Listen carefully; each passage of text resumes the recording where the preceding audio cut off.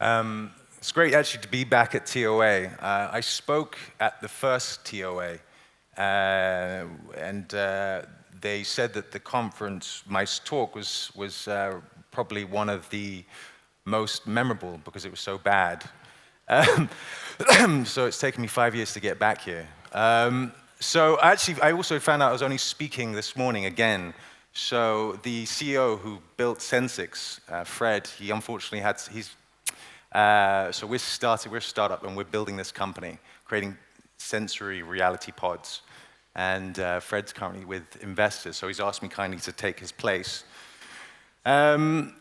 which I happily did. Funnily enough, when I spoke at the first TOA, I was speaking about techno-consciousness. I was really interested in the space between technology, science, and spirituality. I'd just done ayahuasca, and I was studying Kabbalah, which is Jewish mysticism. I don't know if you guys know it. And it's interesting that it's led me all this way to Sensiks, which is a sensory reality booth, which you can feel all 5 senses. Now, Fred has a very interesting story.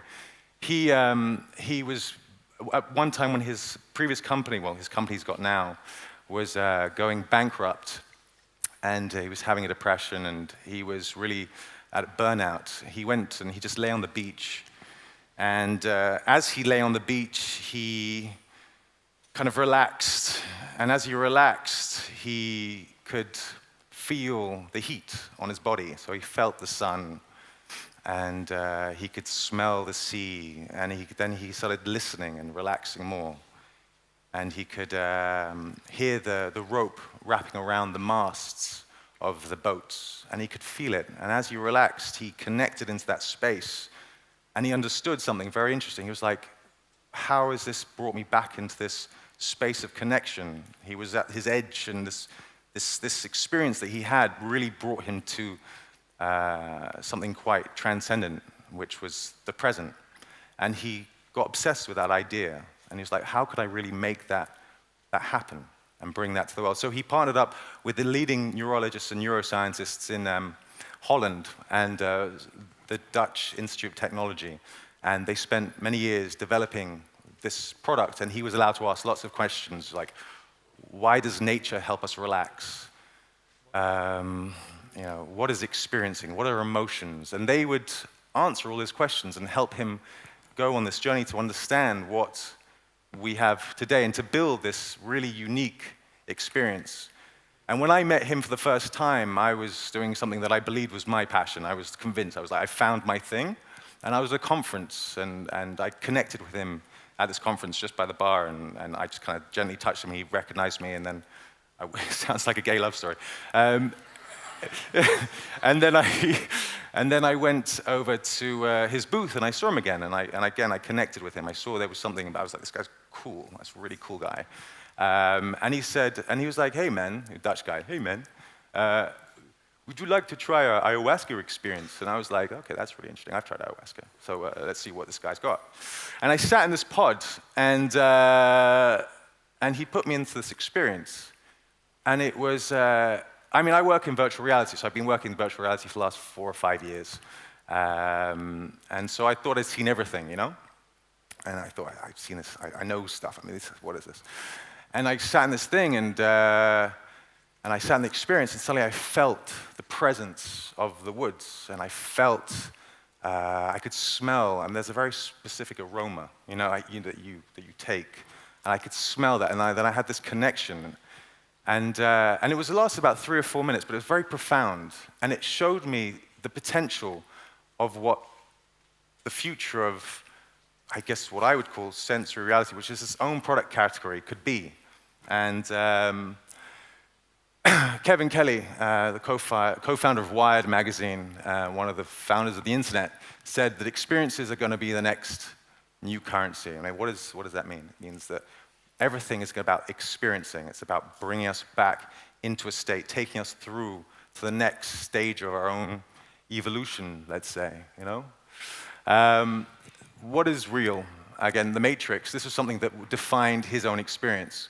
You can talk about, if you're talking about what you can feel, what you can smell, what you can taste and see, then real is simply electrical signals interpreted by your brain. Morpheus. Everyone would, I'm sure, know this film. And it's true, so what is it? What are these zeros and ones, these kind of input-output signals that are like triggering our mind, inspiring our neurons? How do we create these connections? What's happening in the brain, you know? And what we have is the experience of the Trinity. So we've got the input from the senses, which is sensory activation.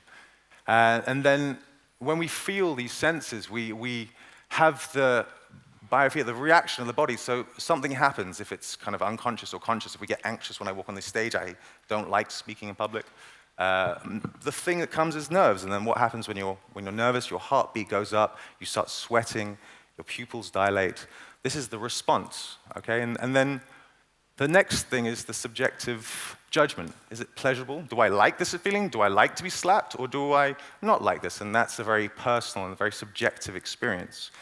And so we think about defining that experience. How do we create worlds based on how we feel, right? And that's a very interesting potential. Your emotional state can create the future of what you experience. And it's so real. It's so connected to the five senses, what we touch, what we taste, what we smell, that you can't tell if it's real or not, you know?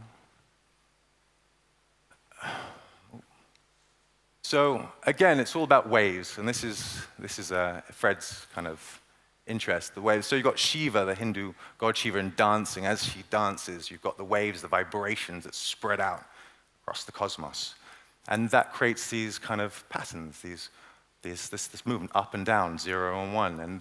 And that's kind of, we see that throughout life. We see that in sex, it's the rhythm. Everything's the rhythm, the dance, that vibration. And we see that with sperms and the heartbeat and the way we breathe and the way we sleep and when we're awake. We see the day and night. We see those concepts, the zeros and ones, this constant walk, these movements. You step in, out, up, down, breath, waves, patterns. That process is fundamental to our happiness. When we have that state of one, where state of experiencing, the state of light, when we experience light, when we experience oneness, we get that state, we get that high, you know? And then when we lack that, when we don't have that experience, we get that disconnect.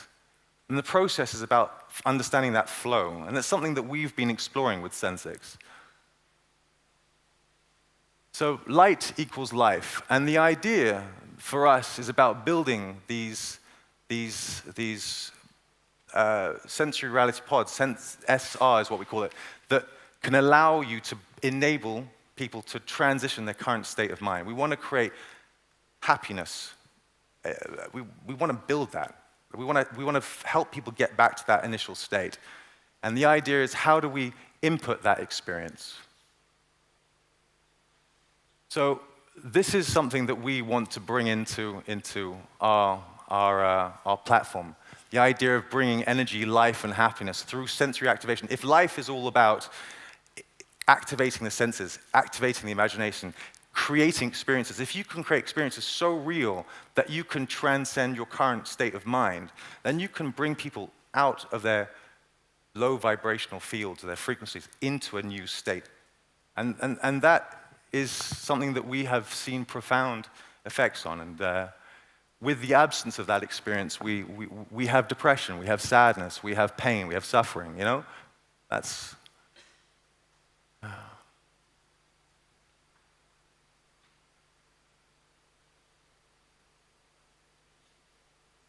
self-explanatory. So again, the evolution of experiencing, what we've got here. We've got the early cave drawings of Lascaux and Fondgum, where the origins of man started 40,000 years ago.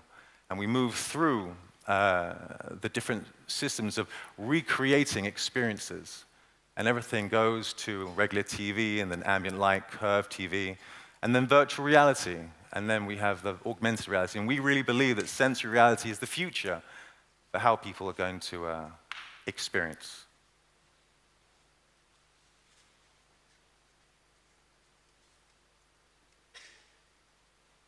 So what we've built is a sensory reality pod.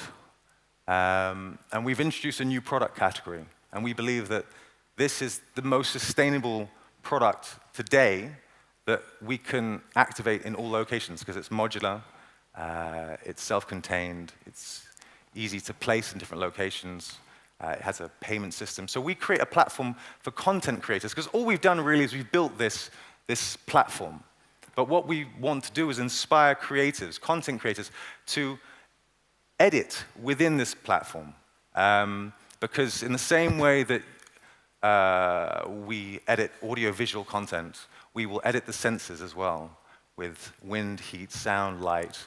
And we can also get all the feedback, so we can measure your heart rate, your skin conductivity, your EEG, your brain waves, your EEG patterns. And we can see that. And based on that, we can then create stimulations, create experiences that are representative to your state of mind, you know? And we can take you on journeys beyond your wildest dreams. And we're also in the space in the main hall, so you can come and see us and try it out for yourselves. Everything is sustainable, it's modular, it's scalable, so all recycled materials that we create are pods from. And I guess something that Fred likes to think about is if the pod was a smartphone, the phone would be the pod, the OS would be the experience platform, the app store would be the experience store, and the app developer would be the experience jockey. So we've built a platform, but we need people to create the apps, the content. And we want to inspire people to create in this capacity because there's nothing that takes people on greater journeys than something like this. Funny Health, as you can see. Experience Builder. So this is the way it works here. You can see we actually edit our audiovisual content with the different aspects, wind, heat, color, aroma, audio. And it really is a straightforward process, which you can see. So I'm just going to take you through this stuff. So currently, where we are in the market, healthcare, it's a big area, cognitive therapy, mental health treatment. We're working with war victims who have post-traumatic stress disorder, and we're helping them work through their mental health issues and difficulties. We're working with children with autism and helping them to reconnect with the physical world. Mental health for me is going to be probably the biggest epidemic of our generation. And if we don't address that, we don't have the tools to address that, we're in for quite a wild ride. So, and obviously, retail travel, we try before you buy, visit a location, go on holiday, see a beach, see a resort, go to the mountains, go to the sea, experience it, be there, feel it, see it, taste it, sensify it. We call it sensification.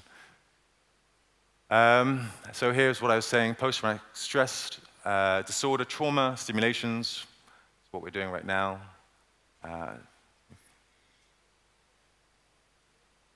This is the last video. So we were at South by Southwest, and Jimmy Cooper wants to talk about sensory reality. We can put this up. It's the last video. I had some of my senses enlightened by what I was seeing, but this was something different completely.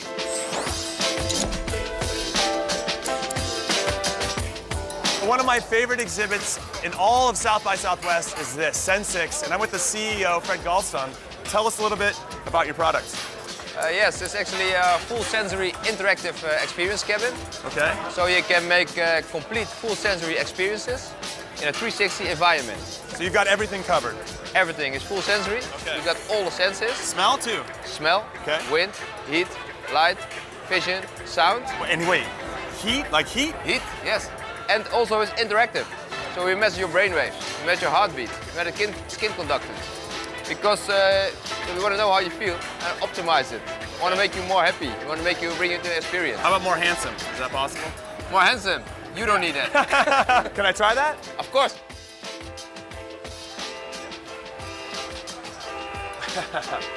I'm right by a sewer. And now I'm leaving. I'm like on a train or a car. And it smells just like you think it would. Getting pulled out of the city. Wow. Yeah, it's thumping. Got the beat going. smell is incredible. Okay, now I'm getting pulled out of the city. I can see what looks like New York City going backwards, which is a bit disconcerting. I guess I could turn all the way around and go forward. That's the beauty of this. So I'm going where no roads have ever gone before.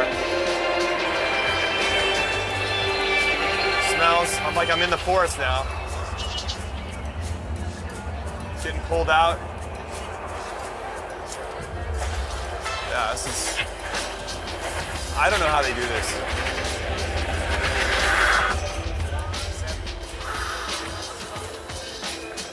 Now it smells like a fire in the forest. The smoke.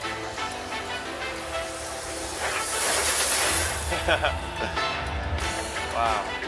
I had smell, I had heat, I had everything that you needed to feel as a human to be somewhere, to be someplace.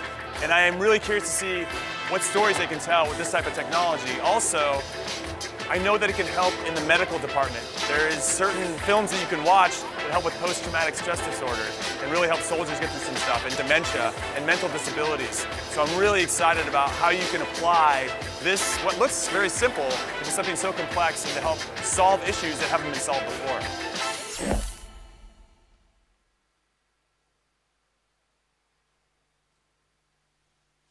Thank you very much, and please come and join us in the main hall and try it for yourselves.